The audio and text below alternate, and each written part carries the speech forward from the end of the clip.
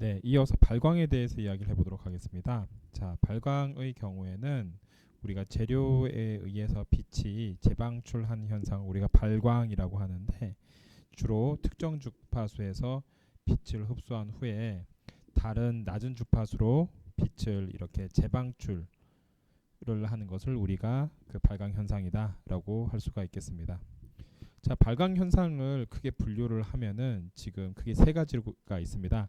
하나는 광발광, 음극선 발광, 전자 발광, 이 세 가지로 우리가 발광 현상을 분류를 할 수가 있는데, 광 발광의 경우에 포토루미넨센스라고 해서 광자, 쉽게 말해서 외부에서 빛을 이제 주입을 해가지고 전자와 전공의 쌍을 형성을 하고 방사성 파괴에 의해서 발광을 하는 것을 우리가 레디오 액티브 레디오 액티브죠. 액티브 디케이에 의한 발광을 하는 것을 우리가 그 광발광이다라고 이야기할 수가 있겠습니다. 음극성 발광의 경우에는 얘네들이 전자 충돌에 의해서, 그러니까 전자에 의해서 생성된 전자 전공쌍의 방사성 재결합에 의해서 만들어지는 것을 우리가 음극선 발광이라고 하고요. 그러니까 전자들이 어디 때려가지고 생성된, 전자를 어디에 때려서 생성된 그 전자 전공쌍을 재결합에 의해서 생성된 것을 우리가 음극성 발광이다라고 이야기하고, 전자 발광의 경우에는 얘네들이 pn 접합 또는 이런 비슷한 소자에 의해서 외부의 캐리어를 주입을 해가지고 얘네들이 똑같이 이제 그 전자와 전공쌍이 이제 방사성 재결합에 의해서 그 생성되는 것을, 발생되는 것을 우리가 그 전자 발광이다라고 이야기할 수 있겠습니다.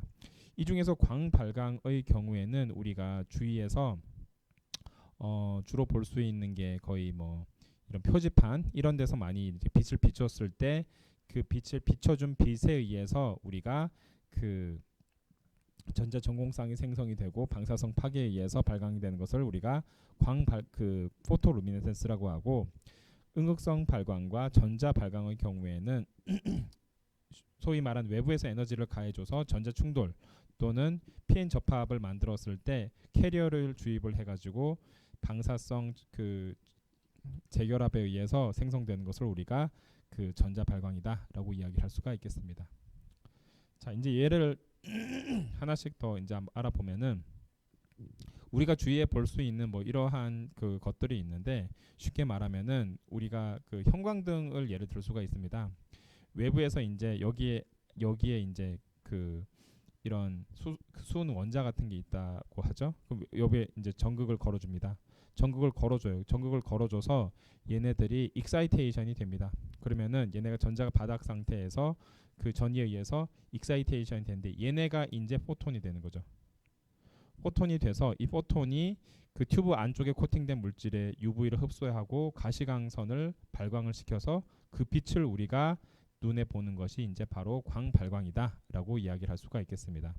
그래서 여기 이 안쪽 표면에 도핑을 무엇을 하느냐, 양이온 도핑에 의해서 색깔을 조정할 수가 있고, 뭐 예를 들어 SB 또는 뭐 그 망간 이런 색깔에 의해서 우리가 어떤 색은 파란색, 어떤 색은 붉은 오렌지색 이런 색을 그 도핑에 의해서 조절을 할 수 있기 때문에 이것에 의해서 다음과 같은 이러한 표지판을 만들 수 있고, 다음과 같은 이런 그 소위 말하는 빛을 내는 램프를 만들 수도 있다라고 할 수가 있겠습니다. 자, 음극선 발광의 경우에는 무엇을 음극선 그 캐소드 레이 튜브라는 것을 사용을 해야 되는데, 기본적으로 이제 캐소드 레이 튜브를 사용을 했을 경우에 얘네들이 그 인광 물질이 전자로 부딪혀서 얘네들이 전자가 높은 에너지 상태로 여기를 한 후에 다시 이제 바닥 상태로 떨어질 때 얘네들이 가시광선에서 광자를 방출을 하면은 그 방출한 색깔을 가지고 우리가 그 얘네들이 어떠한 색깔을 내오느냐, 그거 가지고 이제 발광을 하는 건데, 가장 쉽게 우리가 그 여기서 볼 수 있는 것은 여러분 옛날에 이제 많이 봤었던 뚱뚱한 그 TV, 소위 말하는 브라운관 TV가 되겠습니다. 브라운관 TV의 경우에는 전자총에서 얘네들이 전자를 빵 하고 발생을 해요. 그럼 거기서 전자빔이 나오고, 이 전자빔이 그 다음 형광점을 여기 이렇게 딱 때리죠. 형광점을 때려서 여기 이제 픽셀의 경우에는 그 때려서 나오는 색깔을 RGB를 그 트라이어드라는 것을 통해서 RGB를 이제 구현을 하는 거예요. 그런데 얘네가 이렇게 딱 때려 가지고 거기에 의해서 빛이 나오면은 나온 빛이 있는 곳은 우리가 색깔을 구현하는 곳이고 빛이 없는 곳은 색깔을 구현할 수 없는 곳이죠. 그래서 그런 밝기를 먼저 조절을 하고 그것을 여기에 있는 그 트라이어드라는 색깔을 조절함에 의해서 우리가 다음과 같이 이제 굉장히 밝은 다양한 색깔을 구현할 수 있는 그 TV 디스플레이, 브라운관 TV 디스플레이를 구현할 수가 있게 되겠습니다. 자, 전자발광인 OLED로서 우리가 가장 최근에 많이 이제 각광받고 있는 TV의 형태인데 여기서 이제 우리가 그 발광 다이오드라는 것을 최초에 이제 개발한 것은 한 1990년대 초반이죠. 그때 그 니치아 케미칼에서 개발한 것을 가지고 우리가 그 프로토타입을 이야기할 수 있는데 거기서 나오는 그 LED를 가지고 점점 우리가 요새 올게닉 LED까지 이제 개발을 하게 된 거죠. 자, 발광 다이오드의 경우에는 다음과 같이 이제 형성이 돼 있다라고 할 수가 있어요. 여기서 일렉트론 트랜스포트 레이어가 있고 에미터가 있고 홀 인젝션 레이어가 있죠.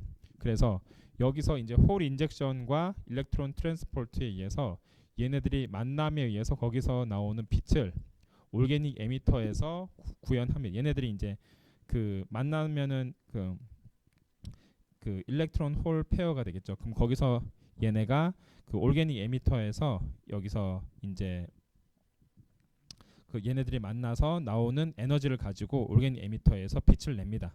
여기서 이제 RGB를 이제 구현을 하는 거죠. RGB를 구현을 해요. 올게닉 에미터에는 대부분 그 얘네들이 그 빛을 내는 올게닉 물질로 되어 있는데 그 일렉트론과 홀 페어에서 나오는 에너지가 있잖아요. 그 빛이 있잖아요. 그 빛을 받아서 어떤 애는 그 빨간색, 어떤 애는 그 녹색, 어떤 애는 그 빨간색이 여기구나. 어떤 애는 그 파란색 이런 식으로 해가지고 얘네들을 구현할 수가 있게 되겠습니다.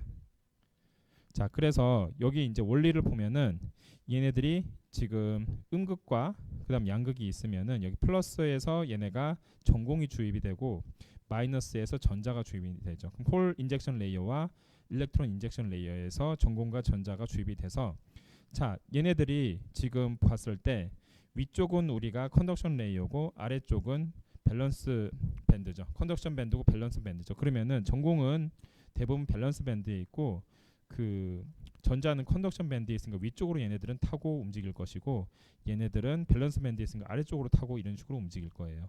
그렇다면은 얘네들이 이제 움직일 때 주입을 해서 이런 식으로 움직이는데 얘네들이 전공 수송, 전자 수송에서 거기에 딱 맞는 일종의 그 구조를 만든 다음에 얘네들이 여기서 딱 만날 수 있게 발광층을 여기다 포지셔닝을 시킵니다.